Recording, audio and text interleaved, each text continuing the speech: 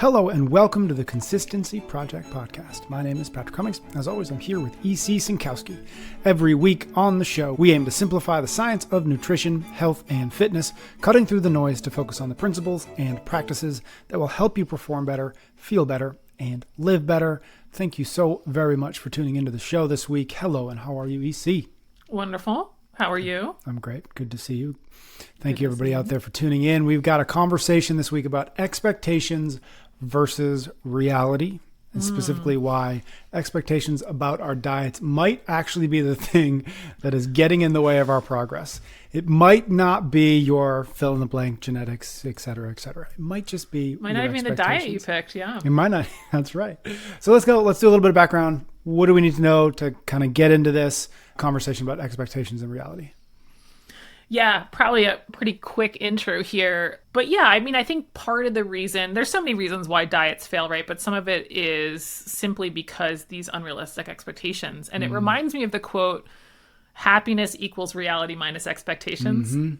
And I guess the diet equivalent would be something like progress equals reality minus expectations. I like that. Yep. And so, yeah, it's really helping people understand those reality versus expectations, as you mentioned, in the diet world. And we talk about this and we work on this a lot in my masterclass, because I think even Adam Bornstein said it quite well in his book when we talked to him. But mindset and shifting your mindset really is the first change you have to make with a new diet. It's not, what does my cupboard have? And did I go grocery shopping? Right? Like the first step is like, is my mindset right? Because if you keep thinking that this process is going to look a different way, or your future diet is going to look a certain way that's incorrect, yes, you will keep failing. Right? And I think that actually describes a majority of the diet plans out there. So we're going to get into that. Really interesting. Okay, so in advance of this, you sent me what you believe are the top 5 expectations that folks have that do derail their progress. We're going to dive into each one of them, but first, here are all 5 just so folks can know what's coming. Number 1, what your caloric target should be. Number 2, what a healthy diet looks like. Number 3, what sustainable change requires. Number 4, how fast to see results. And expectation number 5, what the path to progress looks like. So as we do, first things first, what your caloric target should be. How does that affect progress? Yeah. This is definitely a psychological battle for a lot of people. And I really do think it's intertwined with diet culture and even some of the detox culture, wellness culture we've talked about. And it's this sort of internalized obsession with almost purity and cleansing. And I think people, and I'm going to say women, although, maybe it affects some men as well. I think there's this kind of perpetual belief that lower calorie is always better, almost to the point where it's like the more low calorie you can go, the better it is. And sort of idolized in the media, at least, of people eating 1,200 calories a day. And it's not real in any sort of real world nutrition sense. I mean, I guess you can survive, certainly you can survive, but it's not necessary and it's not healthy. And again, if we're talking about women, they can be affecting their cycle, which then can affect fertility. We can also not be getting enough nutrients for bone density. Of course, men can be affected by not getting enough nutrients as well. But, one of the things I see all the time, how it's celebrated in the media, are these what I eat in a day posts. And I've watched enough of these things that are, I don't know how many thousands of likes. If you were to actually add up what these people are eating, the avocado toast and like the one latte and then the roasted veggie dinner, they're not even close to 1,200 calories. They're not even close. And it's all in this vein of like, they're natural and they're very this organic wellness vibe, and it's idolizing this person in this routine, which, to be honest, they're either A, not following, they do it for a day and they can't stick to it, or if they are following it, it's very likely they don't have enough nutrition, as I just mentioned earlier.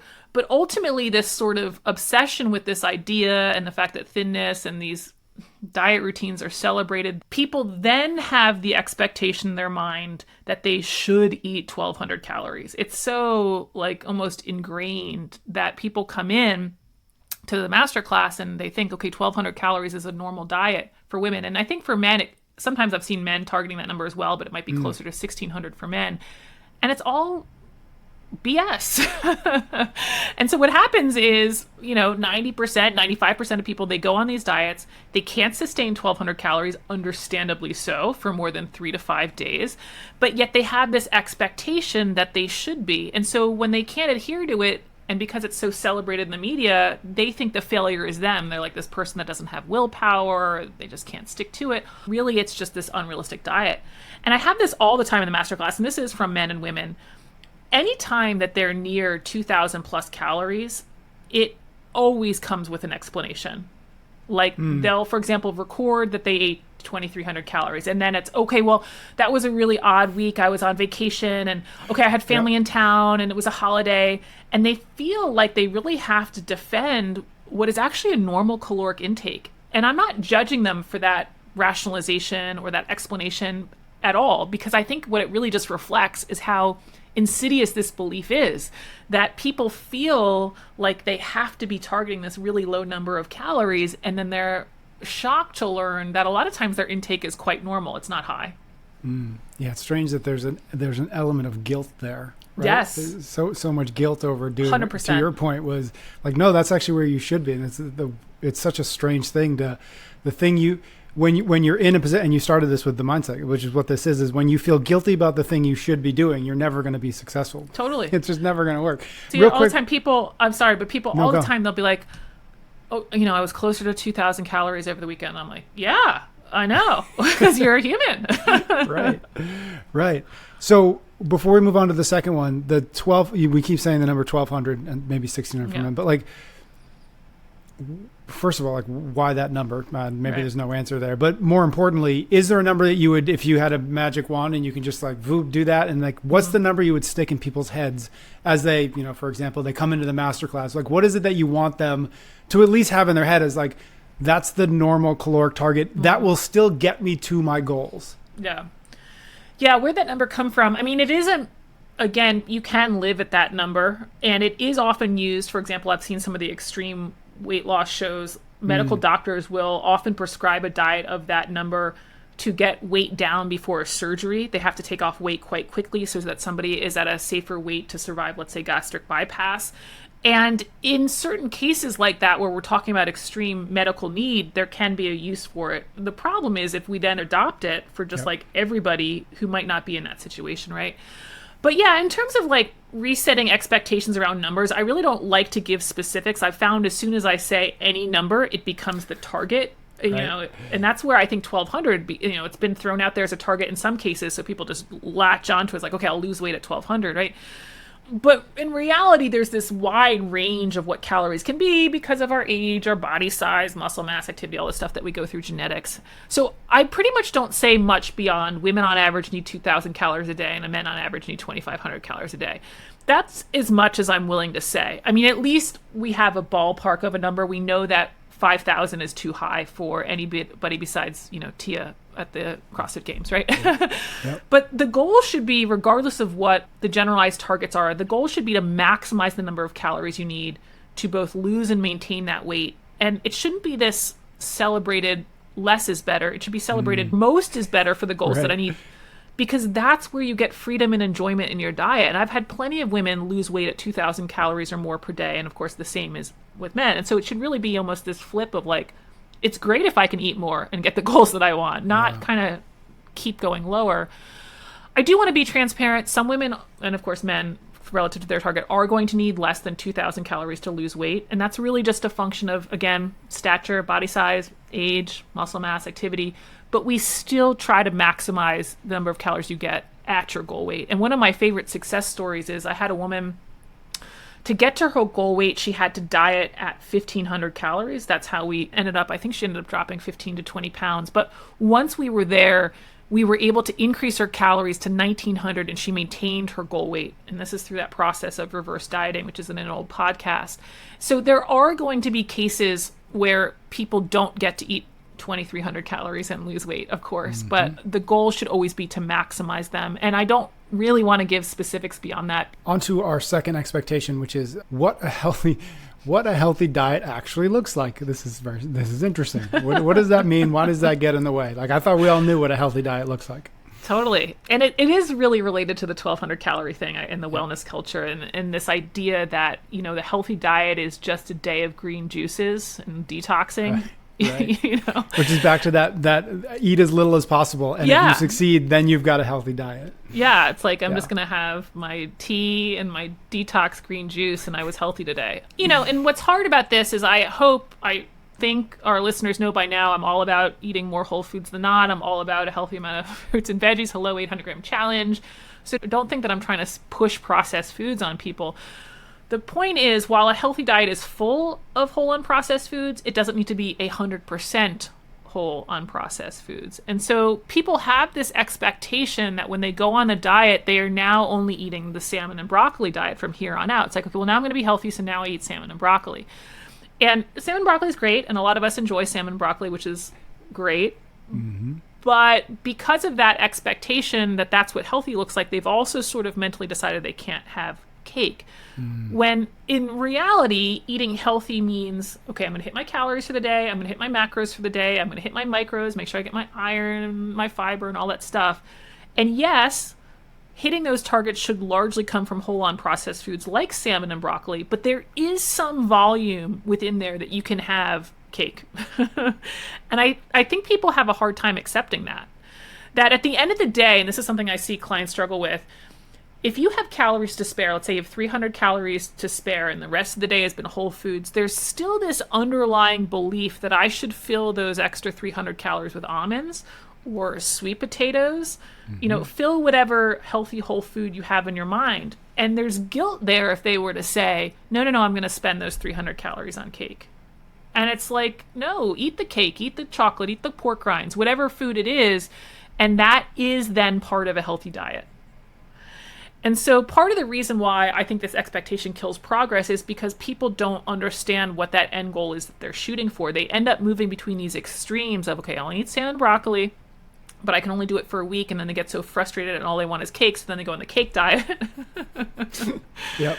And so they, quote, fall off the wagon and they have to stay on the cake diet until they muster up the strength to go back to the salmon and broccoli diet. And I feel like we're always just swinging between these extremes. And instead it's like, okay, there's some amount of processed food that you can have every day, and it's not only not going to not harm you, I would argue it's healthy for you. And then by way of this processed food as part of your diet, you actually will be able to sustain it, and therefore you're going to get progress and you're going to see the results. And instead, this swing between restriction to no restriction is what's really killing any sort of, you know, moving forward. And it's unfortunate. I think, again, the media plays a role here. We see all these viral posts of like, okay, I'm going to go eat the 10,000 calorie lasagna, you know, or like, I'm only going to eat beef liver. Like really extreme diet interpretations of what somebody's saying is healthy or not. When this approach of like, okay, I'm going to have mostly whole unprocessed foods, but still save some room every day for the foods that I love is very doable and very healthy. And we just don't see it represented. I think we should name this episode "Why Cake is Healthy for You." Can we do that? Cake. Are we allowed to? Yeah. Why cake is healthy for you. Okay, number 3 on our list is what sustainable change actually looks like. I think people underestimate the length of time, not just for progress, as I think we're going to get into in another one, but the length of time to really make the changes stick. Like anybody can make a diet change for a week or two. Yep. But that's I've done that a couple times. Yeah. I mean, I have too, right? But that's not really representative of how this diet could actually work in your real life. You know, especially if that week or two did not have many social events, did not have some work day from hell, did not have anything, kids, sickness, whatever it is to throw you off your plan. You actually want those crazy days as a test for this, quote, diet that you've been on. And I think what happens is, I think people come into a new diet, they're ready to go, they have this motivation, and they want that, quote, answer right away. You know, I know we've talked about this before, but it's like, just tell me what to eat, tell me how many calories to eat. And I always like to counter that excitement or that motivation for the answer and say, well, how has that gone so far? You know, you already said that you've tried the once a week, one week diet and it hasn't sticked, so have I, right? Like, how has that gone for us so far? You know, you've tried overhauling the diet, cleaning out the cupboards, getting the new meal plans, weighing and measuring everything after not weighing and measuring anything ever. And most of the time they haven't stuck. So now we have to change that expectation. And now, instead of thinking we're just going to change overnight and what's the final product, we're going to say, how do I slow roll these changes? How do I incorporate one thing at a time?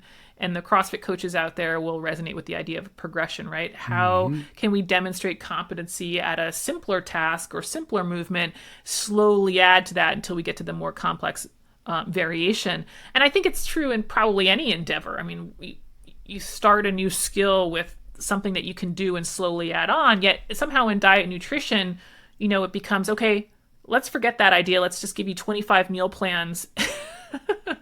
However you've been eating for the last 25 years, forget that. Here's 25 new meal plans. Just take those and do those and you'll be fine, right? And then we wonder why people can't stick to it.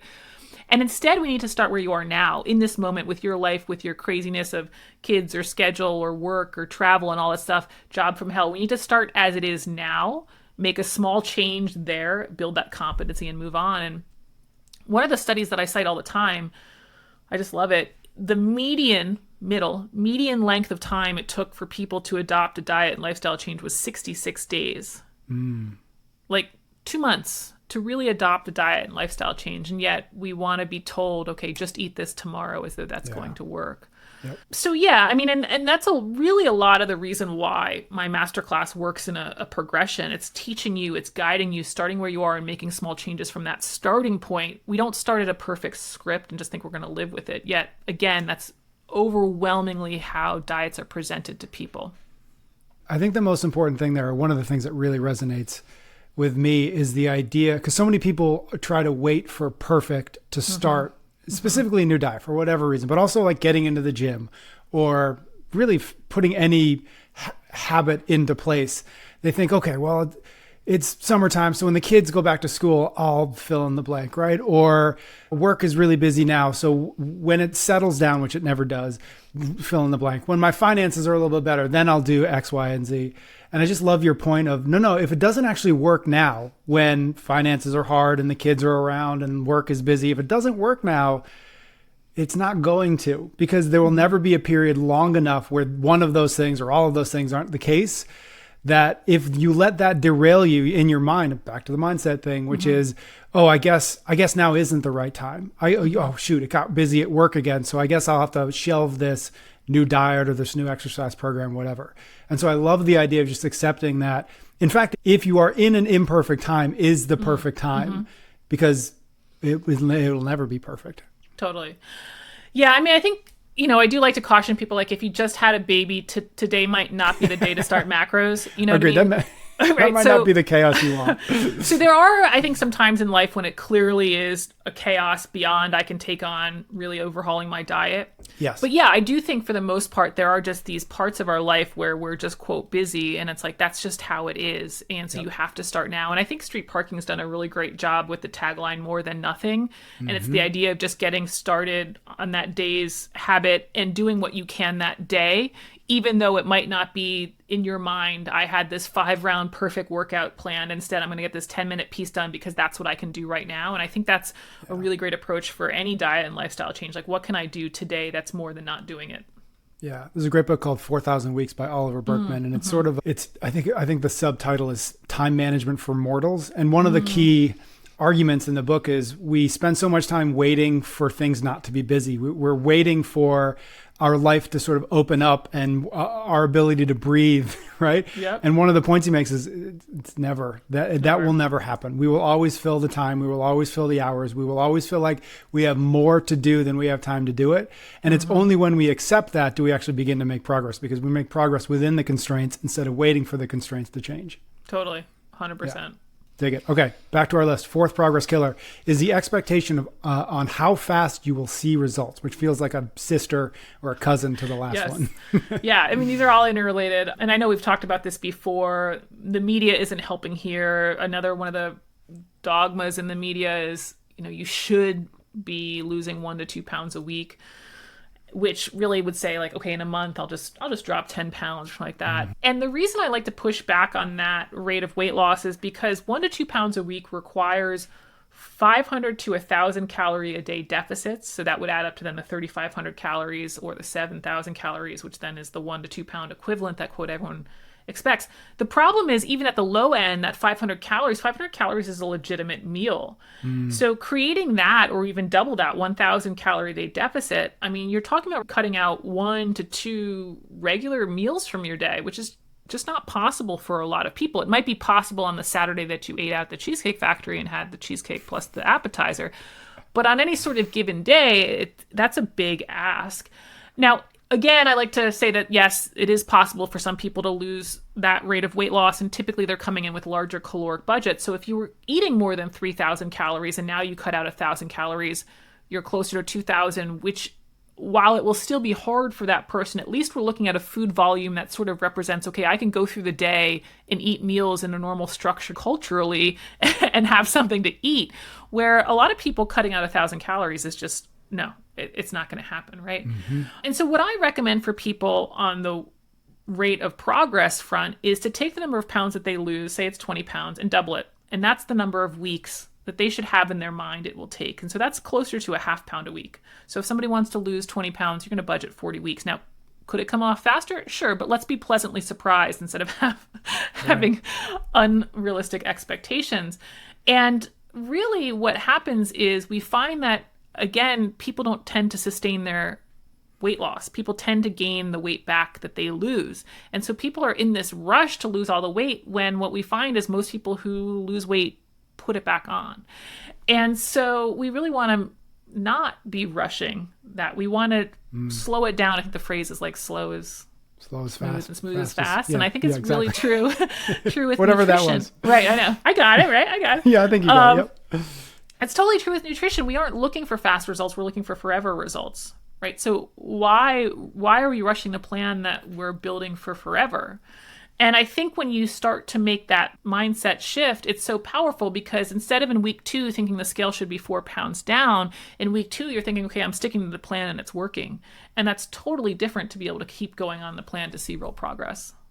In your experience with working with so many folks, have you seen any correlation to the length of time it takes a person to get to whatever their goal weight, right? And the example you just gave was 40 weeks for 20 pounds. Is there any correlation to length of time it takes to get to that weight and likelihood that it stays off? In other words, is it more likely that if you do give yourself the patience, or you have the patience and you give yourself the time to spend in that, again, that example, that 40 weeks, are you more likely to then keep it off because presumably what took the 40 weeks was sustainable, was smarter, was easier to handle? Yeah, I mean, I don't, unfortunately, have contact with all of the people who took the masterclass and what their progress is post-masterclass and all of that stuff. But I do think what happens, and we kind of mentioned it in one of the early expectations, is that when you have this sort of slower process, is you're cementing the habits, and you're cementing the habits across days that are chaotic, such that the results tend to be able to last longer. Is it going to be 100% perfect? Of course not. We're talking about nutrition in a really hard food environment. Yep. And I do have people, though, reach out to me and talk to me about their results sustained from the masterclass. And I will give an example of an individual who did want to lose 20 pounds. It did take her close to a year. And then it was probably, I would say, half a year ago, I reached back out to her, and I use her as an example quite often, partially because she just had a really great mental shift in the class. And anyway, I reached out to her to say, like, hey, how's it going, since I use you as my example? And she had to get away from weighing and measuring. Life got crazy. She's had some other just things in her life that have taken front and center, and she's been able to maintain the weight loss. I think she said she gained a pound for not weighing and measuring. I mean, that's phenomenal. It's like absolutely amazing, like rock star status. And so I think that's what people underestimate about going slow, is you have the time to cement the habits over days that will be chaotic. And that's something else. I mean, I know I'm kind of ranting here, but about the masterclass is I make it long enough. I want you to run into difficult days. This is why we don't do this in a weekend and send you out with a plan. It's long enough that I say you hit the wall. It's like crashing your car or something like that, but then being able to be like, okay, that's what happens on those days, and that's how I course correct. It reminds me, I chatted with somebody who went through the masterclass, and I think the number in my head is 4. She went on like 4 vacations over the course. Yeah, right. Which, first of all, I don't know how you do that over the course of amazing. But she was like, I was able to do it. I wasn't neurotic. My husband didn't hate me at the end of these things. So anyways, it speaks a little bit more to that. Okay. Last on our list of 5, what the path to progress actually looks like. How do expectations around that kill people's progress? Yeah. And this is the idea that kind of sparked the whole podcast. So shout out to Jonathan of Digital Barbell. Kind of threw this one out here. And What's then up, Jonathan and Blakely? I ultimately kind of morphed it into these different expectations I see. He might not recognize it, but yeah, this ultimately started with him. But yeah, I mean, the problem here is people will eat healthy for, let's say, 2 to 3 days, and then they won't see any, quote, progress. Or perhaps in their minds, they'll think it's worse because they'll see the scale go up after these 2, 3, 5 days on the new diet. And the diet, oh my gosh, it's not just the scale doesn't go down, it actually goes up. And this frustrates people. And they take this as confirmation of like, hey, see, the diet isn't working. I'm putting in all this work. It's not working. And it's like, no, it's working. It just doesn't work how you're expecting it to work, right? And it's a little bit, of course, tied to the last point about progress, that people expect the weight just to fall right off, and it doesn't really happen that way when we do it sustainably.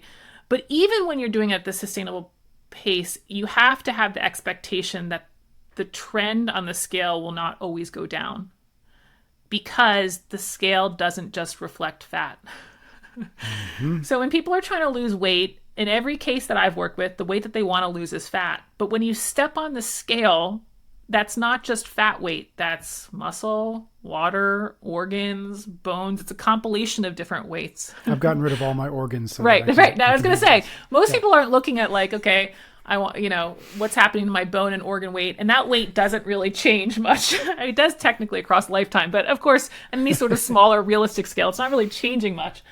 So the way that we want to see that's actually changing is fat, but we can't separate that out, specifically what's happening with water weight, especially when we look on any sort of too close days on the scale, because over 60%, depends on your age, but 60% of your body weight is water. So if you were to take a 150-pound person, they've got 90 pounds of water on them. We're like these large water jugs walking around, right?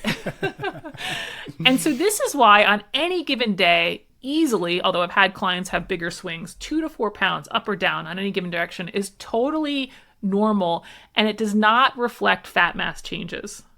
So you can be doing all the things right, but based on things like your hydration status, how much salt was in your diet the day prior or whatever, even 2 days prior, or even how much the mass of food is still in your GI tract. If you eat a 1 pound burger and you step on the scale, you're going to be a pound heavier, but doesn't mean you're a pound fat heavier. All of these things can add up such that the scale doesn't always show you going down.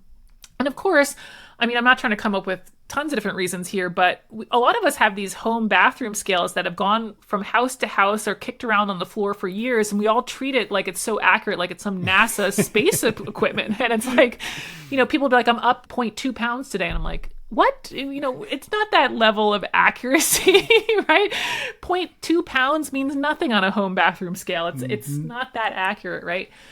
But really the point here is any sort of change, especially if we're looking between short range of days, has so many influencing factors that you don't want to take this as a reflection of what's happening to your fat mass. And so your diet today or even your diet tomorrow does not show up on the scale tomorrow or a few days down the line. In fact, what you really want to think about is my diet today and consistently for the next several days might start to show up in a trend in a couple weeks if I'm consistent.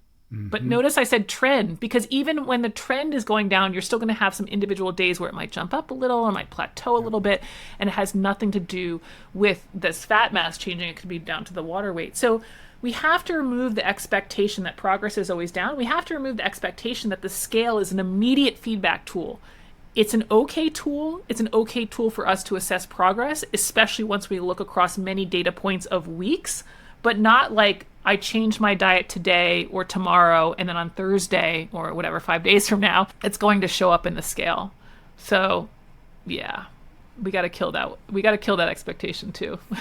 All right, those are the 5 expectations that kill progress. What your caloric target should be, what a healthy diet looks like, what sustainable change requires, how fast you might see results, and what the path to progress actually looks like.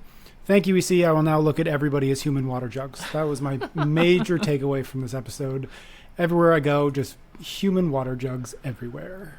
Thank you, everybody out there, for listening. Thanks for your ratings and your reviews. If you haven't yet subscribed wherever you happen to be listening or watching this, that'll make sure you don't miss another episode and will make EC and I happy, which is very, very important to you, I am sure. EC and I will be back next week for for a brand new episode of the Consistency Project podcast.